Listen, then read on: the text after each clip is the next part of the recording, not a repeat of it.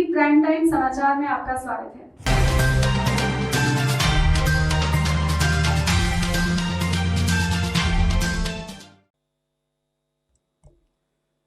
नमस्कार, आप सभी को ये जॉइंट प्रेस कॉन्फ्रेंस को स्वागत है।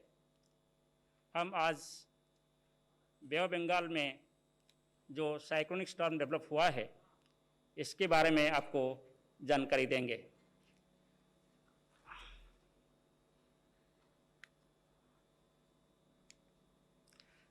ये जो साइक्लोनिक स्टॉर्म है इसका नाम निवार है। इसका जो फॉर्मेशन एक लो प्रेशर एरिया से हुआ 21 तारीख को।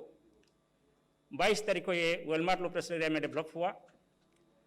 23 तारीख अर्ली आवर्स में 2:30 बजे के आसपास ये एक डिप्रेशन में परिणत हुआ और धीरे धीरे ये इंटेंसिफिकेशन होकर आज सुबह अर्ली मॉर्निंग में एक साइक्लोन स्टॉर्म में परिणत हुआ है। जैसे आप ये उपग्रह से प्राप्त चित्र में देख रहे होंगे, जो कन्वेक्टिव क्लाउड्स है वो धीरे धीरे ऑर्गेनाइज्ड हो रहा है और एक शेप ले रहा है जिसको हम साइक्लोन बोलते हैं। अभी इसके साथ जो विंड स्पीड है वो लगभग 80 से 90 kilometre per hour, gusting to 100 kilometre per hour है और ये दक्षिण पश्चिम बे ऑफ बंगाल के ऊपर ये विंड्स चल रहा है। इसका जानकारी हम लगातार दे रहे हैं और इसके लिए हम प्रेस रिलीज तो पहले से कर रहे थे और आज हम एक प्रेस कॉन्फ्रेंस कर रहे हैं। और मैं ये साइक्लोन बात में बताने के बाद डीजी एनडीआरएफ आप सभी को स्टेप्स जो ले जा रहे हैं स्टेट लेवल पे और सेंट्रल लेवल पे उनका जानकारी देंगे। ये अभी पुडुचेरी से लगभग 370 किलोमीटर दूरी पे दक्षिण पूर्व दिशा पे केंद्रीभूत है। आज इस वक्त इसका जो पूर्वानुमान है इसके हिसाब से अभी अगले 12 घंटे के लिए ये पश्चिम उत्तर पश्चिम दिशा पे गति करेगा और इसके बाद ये उत्तर पश्चिम दिशा पे गति करके तमिलनाडु और पुडुचेरी कोस्ट को कराईकल और मामल्लापुरम यानी महाबलीपुरम के अंदर पार करेगा तट को। धीरे धीरे ये इंटेंसिफिकेशन होकर आज शाम को नहीं तो रात को एक सीवियर साइक्लोन स्टॉर्म में परिणत होने का हम पूर्वानुमान किए हैं और कल सुबह ये एक वेरी सीवियर साइक्लोन स्टॉर्म में परिणत हो सकता है और धीरे धीरे इसका विंड स्पीड अकॉर्डिंगली बढ़कर सबसे ज़्यादा maximum wind speed 120 to 130 kilometre per hour और gusting to 145 kilometre per hour होने का उम्मीद किया जा रहा है। और ये जब तट को पार करेगा तभी यही विंड स्पीड रहेगा 120 to 130 kilometre per hour, gusting to 145 kilometre per hour. आप लेफ्ट साइड में जो फिगर देख रहे हैं वो ट्रैक का फोरकास्ट है, जो बैलून देख रहे हैं वो हमारा ट्रैक का अनसर्टेनिटी जो है वो दिखाता है। राइट साइड में जो आप देख रहे हैं वो इसके साथ साथ जो विंड स्पीड रहेगा, कौन सा एरिया में कितना विंड स्पीड रहेगा, ये डिफरेंट कलर में सूचना दी गई है। सबसे ज़्यादा विंड स्पीड जहां लैंडफॉल होगा इसके आसपास एरिया में होगा 120 to 130 किलोमीटर पर आवर और धीरे धीरे दोनों साइड की तरफ विंड स्पीड कम होता रहेगा। हम बाद में देखेंगे डिफरेंट डिस्ट्रिक्ट्स में क्या क्या विंड्स रहेगा। आपको जानकर ये खुश होगा कि ये सभी इंफॉर्मेशन इंडिया मेट्रोलॉजिकल डिपार्टमेंट का वेबसाइट में अवेलेबल है और साइक्लोन के लिए हम अभी एक GIS based web page create किए हैं, इसको आप विजिट कर सकते हैं जिसका एड्रेस यहाँ दिया गया है।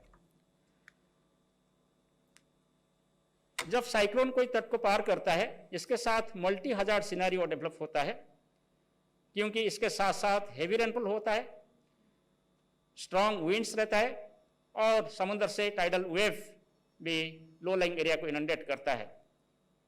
सो हेवी रेनफॉल की बातें करें तो आज से हेवी रेनफॉल शुरू हो चुका है। कोस्टल तमिलनाडु में आइसोलेटेड प्लेसेस में हेवी रेनफॉल शुरू हो चुका है। चेन्नई में भी आज 7 to 9 सेंटीमीटर रेनफॉल रिकॉर्ड किया गया है। जैसे कि हम पूर्वानुमान किए थे 24 तारीख से कोस्टल तमिलनाडु में हेवी रेनफॉल शुरू होगा, वैसे हो रहा है। और ये रेनफॉल बढ़कर 25 तारीख में कोस्टल और नॉर्थ इंटीरियर तमिलनाडु में सबसे ज़्यादा बारिश होगा। लगभग सभी जगह पर बारिश होने के साथ साथ कुछ इलाका में heavy to very heavy rainfall होगा और आइसोलेटेड प्लेसेस में एक्सट्रीमली हेवी रेनफॉल यानी 20 सेंटीमीटर से ज़्यादा बारिश हो सकता है। एक्सट्रीमली हेवी रेनफॉल जो डिस्ट्रिक्ट में होने वाला है आज वो है पुडुकोटाई, तंजावुर, तिरुवारूर, कराईकल, नागपट्टनम, उडालूर, आर्यालूर और पेराबालूर डिस्ट्रिक्ट्स। और 25 तारीख को ये एरिया बढ़ेगा और कडालूर से शुरू करके यहाँ पेराम्बलूर और कराईकल समेत सभी जिले में एक्सट्रीमली हेवी रेनफॉल हो सकता है। इसके साथ साथ तमिलनाडु के आसपास जो आंध्र प्रदेश है, इसमें 2 डिस्ट्रिक्ट स्पेशली नेल्लोर और चित्तूर, वहाँ भी हम एक्सट्रीमली हेवी रेनफॉल 25 तारीख को उम्मीद कर रहे हैं। 26 को रायलसीमा और south eastern part of Telangana, वहाँ भी हम आइसोलेटेड प्लेसेस में एक्सट्रीमली हेवी रेनफॉल एक्सपेक्ट कर रहे हैं। मगर ये सभी एरिया को देखें तो सबसे ज़्यादा वल्नरेबल जोन है जिसमें ज़्यादा बारिश होने का हम उम्मीद कर रहे हैं, वो है नॉर्थ तमिलनाडु डिस्ट्रिक्ट्स।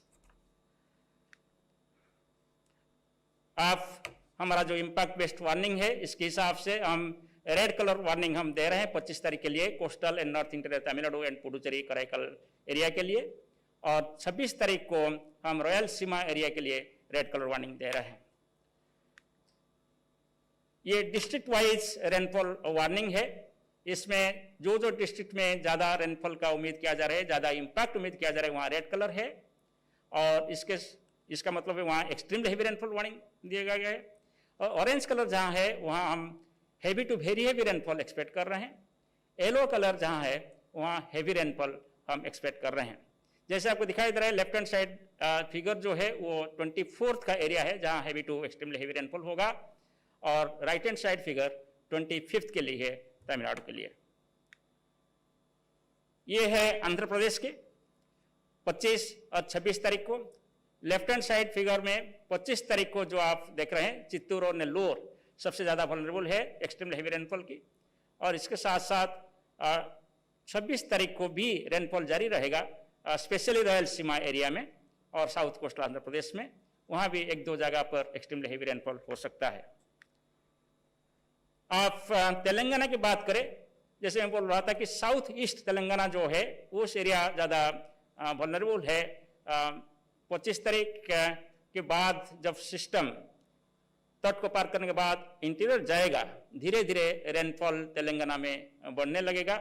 इसलिए 26 तारीख को हम एक्सट्रीमली हेवी रेनफॉल एक्सपेक्ट कर रहे हैं साउथ ईस्ट तेलंगाना में।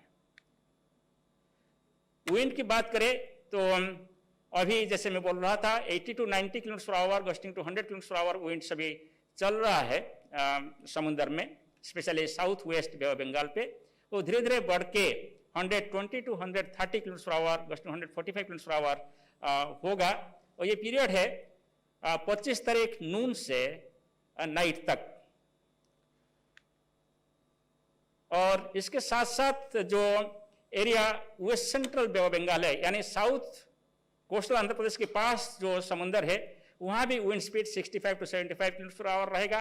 और गल्फ ऑफ मन्नार जो कि साउथ तमिलनाडु कोस्ट के पास जो एरिया है श्रीलंका और तमिलनाडु के बीच, वहाँ भी wind speed 65 to 75 km/h gusting to 85 km/h हो सकता है। सो वहाँ भी हम वार्निंग जारी किए हैं।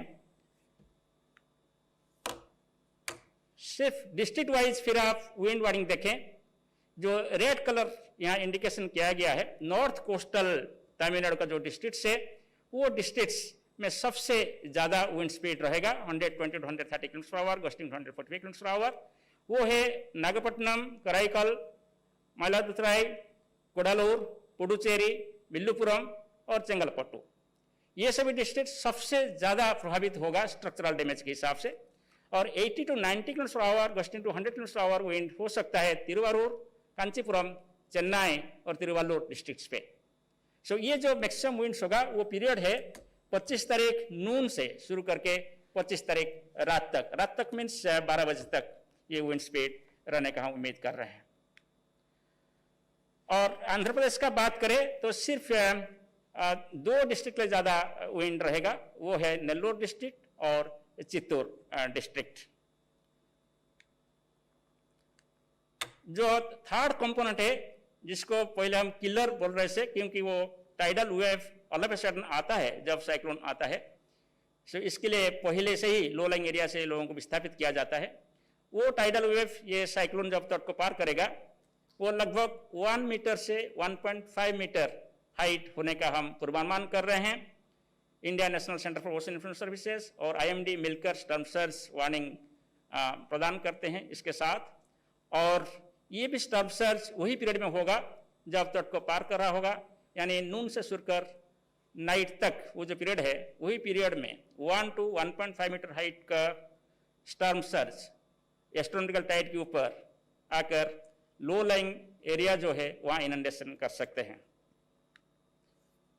स्टेट ऑफ सी की बात करें तो सी कंडीशन अभी रफ टू वेरी रफ है जो कोस्टल एरिया के पास, मगर south east Bay of Bengal के अंदर सी कंडीशन हाई है और धीरे धीरे आज रात को ये वेरी हाई हो जाएगा और कल से सी कंडीशन फेनोमेनल रहेगा, यानी 14 मीटर हाइट का वेव सी के अंदर हो सकता है। ये जो वेव होता है ये बहुत खतरनाक है शिप्स के लिए और फिशरमैन के लिए, इसलिए कंटिन्यूसली हम सिस्टमेटिकली 21 तारीख से ये वार्निंग जारी कर रहे हैं कि कोई फिशरमैन इसके अंदर नहीं जाना चाहिए और कोई शिप्स का ऑपरेशन भी वहाँ अभी नहीं होना है। सो ये जो विंड स्पीड और रेनफॉल और टाइडल वेव की हमने बात किया, इसके प्रभाव में डैमेज एक्सपेक्टेड है। सबसे ज़्यादा डैमेज हम नागपट्टनम, माइलादुथुराई, कोडालूर, विल्लीपुरम और चेंगलपट्टू डिस्ट्रिक्ट्स और कराईकल और पुडुचेरी में एक्सपेक्ट कर रहे हैं। ये जो 120 to 130 km/h gusting 145 km/h wind speed रहेगा। ये विंड स्पीड में total destruction of thatched houses, extensive damage to kutcha houses हो सकता है। ओल्ड पक्का हाउस जो वल्नरेबल स्ट्रक्चर है वो भी डैमेज हो सकता है और जो फ्लाइंग ऑब्जेक्ट का थ्रेट हो सकता है, क्योंकि कभी कभी ट्रीज का जो डेड लिम्स होता है वो विंड्स के साथ प्रोजेक्टाइल जैसे काम करता है और क्षति पहुंचता है। इसके साथ साथ कच्चा और पक्का रोड्स का मेजर डैमेज होगा, क्योंकि एक्सट्रीमली हेवी रेनफॉल हम एक्सपेक्ट कर रहे हैं। एस्केप रूट्स फ्लडिंग हो सकता है। Railways, national highways operations affected होगा। पावर लाइंस और कम्युनिकेशन लाइंस भी इसमें इफेक्टेड होगा। जो स्टैंडिंग क्रॉप्स है, प्लांटेशन है और ऑर्चार्ड्स है, इसमें वाइड स्प्रेड डैमेज हो सकता है विंड्स के साथ साथ।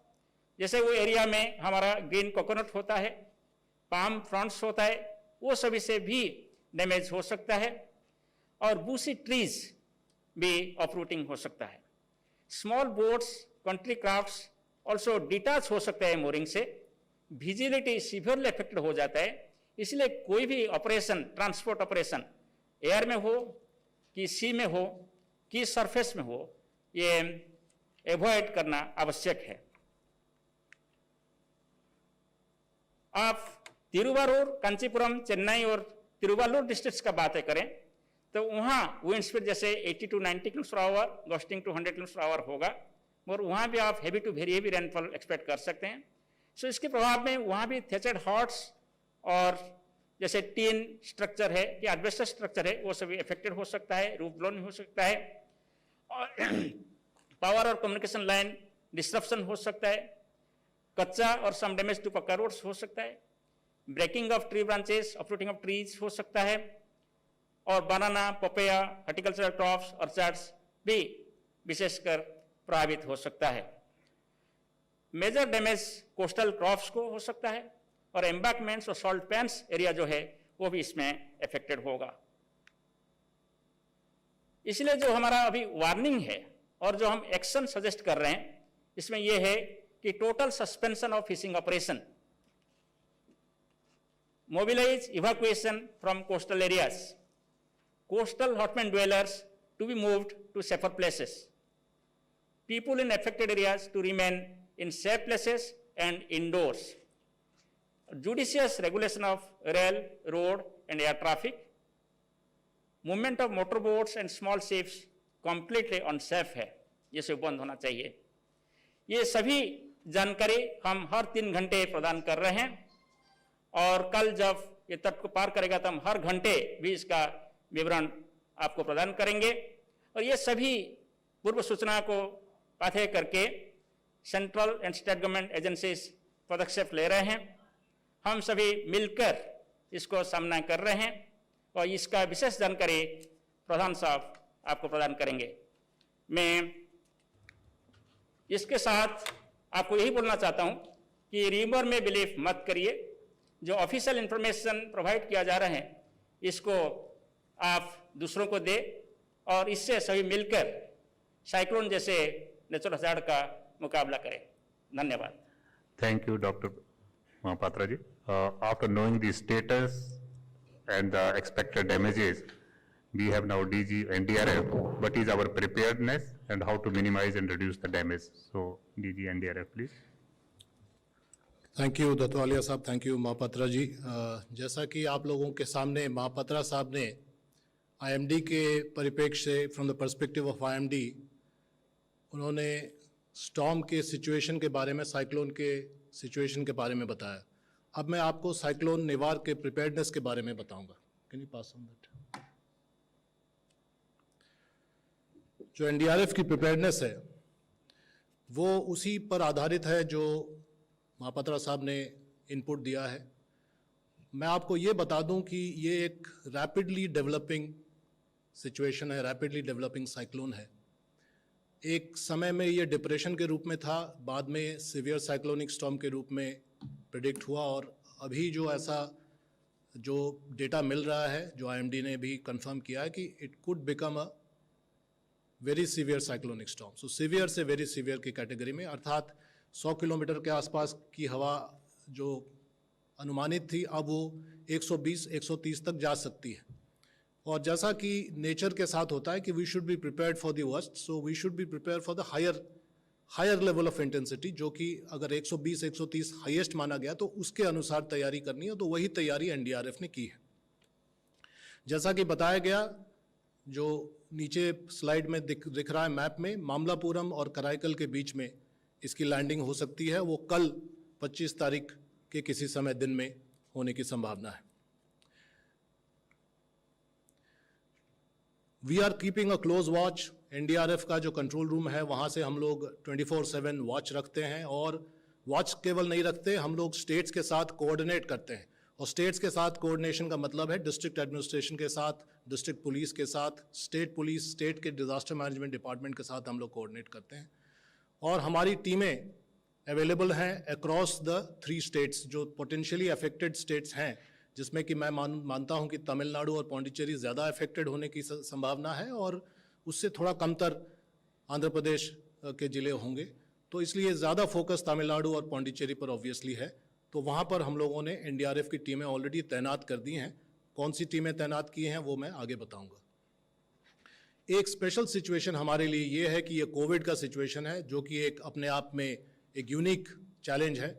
साइक्लोन को कोविड के समय में हम लोगों को डील करना पड़ रहा है, लेकिन अच्छी बात यह है कि इस साल पूरा साल जो है उसी तरह से गुजरा है। जो पहला साइक्लोन आप लोगों को याद होगा, अम्फन साइक्लोन हुआ था, उसके बाद निसर्ग हुआ था और दोनों ही कोस्ट में हुआ।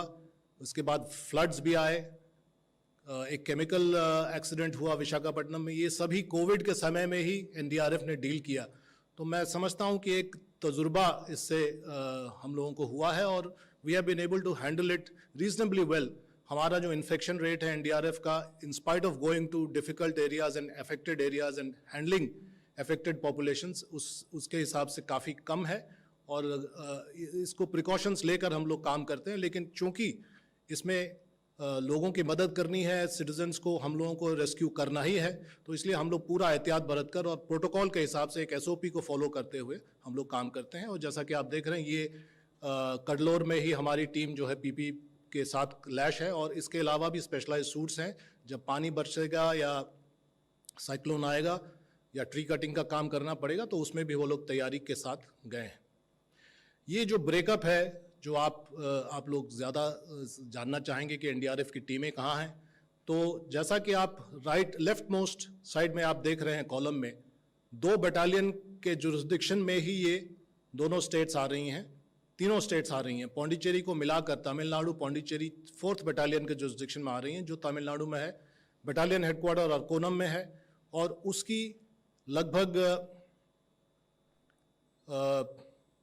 12 टीमें, 3 कडलोर में, 2 चिदम्बरम में, नेवेली में 1, ये हो गई 6 टीमें। 2 टीम चेन्नई में, 1 मदुरई में, 1 ममलापुरम में और 2 वेलुपुरम में। तो इस तरह से 12 टीमें तमिलनाडु स्टेट में और पुडुचेरी में 2 टीमें पुडुचेरी में और 1 कराईकल में। और जैसा कि आपको बताया गया कि कराईकल और ममलापुरम के बीच में लैंडिंग की संभावना है। और जहाँ तक आंध्र प्रदेश का सवाल है, तो वहाँ भी वही जिले अफेक्टेड हो रहे हैं जो तमिलनाडु से सटे हुए हैं। तो इसलिए नेल्लोर और चित्तूर में टीमें हैं, 3 टीम नेल्लोर में है और चित्तूर में 1 टीम है, जो कि अभी मूव करके पहुंचने वाली है या पहुंच चुकी है। विशाखापट्टनम में पहले से ही तैनात है 3 टीम एनडीआरएफ की। इस तरह से 22 टीमें, कुल 22 टीमें ऑलरेडी ग्राउंड पर उपलब्ध हैं, जो कि स्टॉर्म फेसिंग है, टुवर्ड्स द कोस्ट हैं। और 8 टीमें हम लोगों को बटालियन हेडक्वार्टर में रेस्पेक्टिव स्टैंड बाई में है, अरकोनम और विजयवाड़ा में। इसलिए 22 + 8 30 टीमें हम लोग कमिट कर चुके हैं इस साइक्लोन को फेस करने के लिए। लेकिन इसके अलावा भी अगर कुछ टीमों की ज़रूरत है तो उसको भी स्टैंड बाय रखा गया है, वो मैं जस्ट बता रहा हूँ। ये पोजीशनिंग आप देख सकते हैं, जिससे आपको ये आइडिया हो जाएगा कि जो टीमें आ रही हैं, टीमें लगी हुई हैं, वो किस तरह से लगाई गई हैं। ऑल अलोंग द आर्क आप देख सकते हैं टीमों को लगा गया है। और ये अलर्ट, प्री डिप्लॉयमेंट और स्टैंड बाय मिलाकर ऑल 30 टीम्स का जो डिप्लॉयमेंट है वो आपको मैप में दिख रहा है। एडिशनल टीम्स जो मैंने कहा, अगर इस 30 टीम के अलावा भी अगर एनडीआरएफ की टीमों की ज़रूरत पड़े, वो किसी भी वक्त पड़ सकता है। स्टॉर्म के तुरंत पहले पड़ सकता है या साइक्लोन के तुरंत बाद पड़ सकता है। बिकॉज हम लोगों को ये याद रखना पड़ेगा कि साइक्लोन के अलावा इसके पीछे पीछे, साइक्लोन के पीछे पीछे अतिवृष्टि, हेवी रेनफॉल होने की संभावना है। और हेवी रेनफॉल होने पर फ्लडिंग हो सकती है, वाटर लॉगिंग हो सकती है और उसके भी अलग डेंजर्स हैं। तो उसको भी टैकल करने की जरूरत पड़ेगी और उसके लिए भी एनडीआरएफ टीमें कंटिन्यू करेंगे। ऐसा नहीं है कि साइक्लोन के बाद एनडीआरएफ टीमें वहां से हट जाएंगी। तो since the NDRF teams will continue, हो सकता है और टीमों की जरूरत और टीमों की मांग स्टेट्स करें।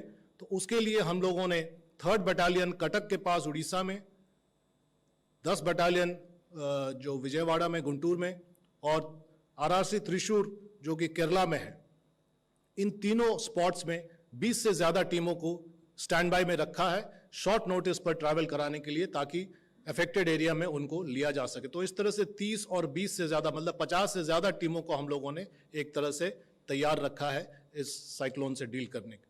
कुछ विजुअल्स हैं जो आपको देखने पर समझ में आ जाएंगे कि दीज आर रेकी। वो कल या परसों से ये काम शुरू हो चुका है और लोकल एडमिनिस्ट्रेशन और लोकल लोगों के साथ एनडीआरएफ की टीमें वहाँ पर मूवमेंट कर रही हैं और अवेयरनेस कैंप भी कर रही हैं, समझा भी रही हैं सेफ एरियाज में जाने के लिए और साइक्लोन शेल्टर्स में चले जाने के लिए। एक मैसेज मैं भारत सरकार की तरफ से देना चाहूँगा, जो कि महापात्रा साहब भी उसमें मानेंगे। हम लोगों का जो नेशनल क्राइसिस मैनेजमेंट कमेटी जो कैबिनेट सेक्रेटरी महोदय ने कल चेयर किया, उसमें वीडियो कॉन्फ्रेंसिंग पर chief secretary Pondicherry, chief secretary Tamil Nadu और चीफ सेक्रेटरी आंध्र प्रदेश भी थे, मतलब तीनों सरकारें थी।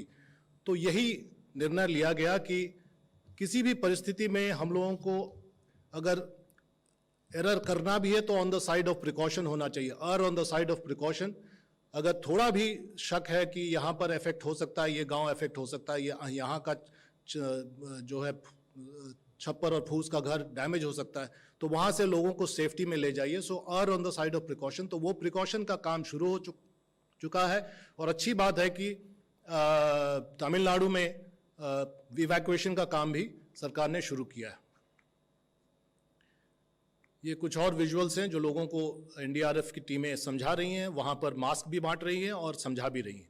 जैसा कि मैंने कहा कि ये एक यूनिक सिचुएशन है जो कोविड के समय में हम लोगों को साइक्लोन के साथ डील करना पड़ रहा है।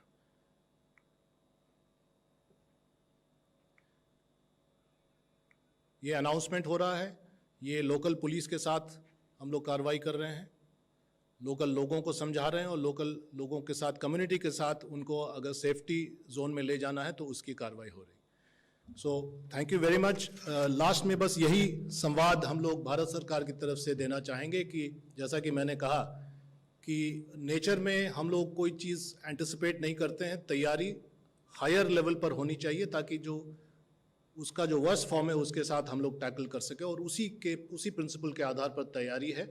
और फिर भी एहतियात पूरी बरतने की कोशिश की जा रही है, लोगों को समझाया जा रहा है। और अच्छी बात है कि तमिलनाडु सरकार, पौंडीचेरी सरकार और आंध्र प्रदेश सरकार इसमें पूरी तरह से कोऑपरेट कर रही है और हम लोग साथ मिलकर इस काम को अंजाम दे रहे हैं।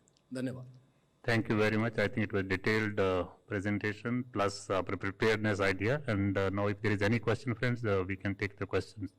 But I think because it's advanced information and advanced preparedness, so I don't see any question. But if there is any, we can take your questions. So we all hope that okay. This is question 41. Sir मैं मनीष हूँ जी news से, मैं थोड़ा late से आया था। Sir ये जो साइक्लोन आ रहा है, कुछ नंबर से कितने लोग प्रभावित होने वाले हैं, अगर उनके कुछ नंबर्स मिल जाए। देखिए ये कोस्टल आबादी है और जैसा कि आपने देखा कि तमिलनाडु में लगभग 9 जिले प्रभावित हो रहे हैं, जिसमें से 6 जिले सबसे ज़्यादा प्रभावित होंगे। और इसलिए वो जो जिलों के पॉपुलेशन है उनको अगर आप जोड़ दें तो कुछ करोड़ों में पॉपुलेशन आएगा।